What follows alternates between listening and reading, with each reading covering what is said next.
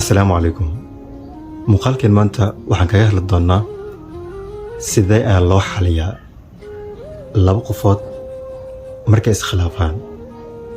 waxaan ka hadlaynaa xagga iyo dhanka xiriirka jaceylka ha noqoto laba qofood isqaba ama ha noqdaan laba qofood oo single ah oo kaliya ka dhaxeeya xiriirka jaceyl. haddaba markay iskhilaafaan sidee ayaa loo xaliyaa?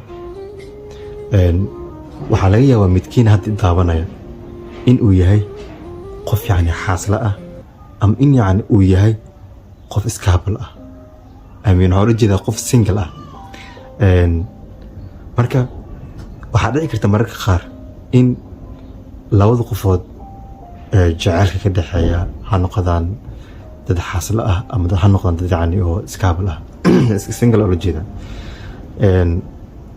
waxaa yiraahdaa waxaa dhici karta mararka qaar in labadooda iskhilaafaan.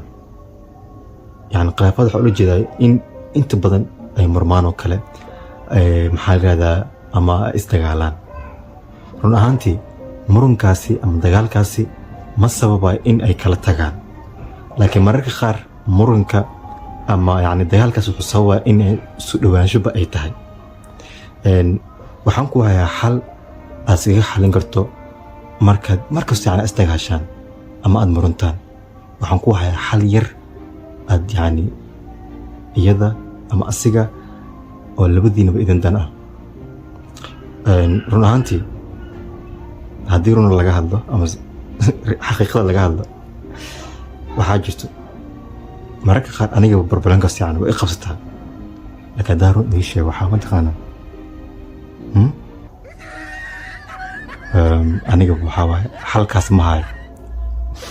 waa haddii run aan sheego, laakiin haddii uu jiro qof ama muuqaal waxyaalahaasoo kalenta oo xalinaya haddii uu jiro, walaalo igu soo taagaree ama walaale haddaad aad xikmad yar ama waan yar aad noo hayso commentiga hoose noogu qor si anigana aan dhiirigelin u dareemo.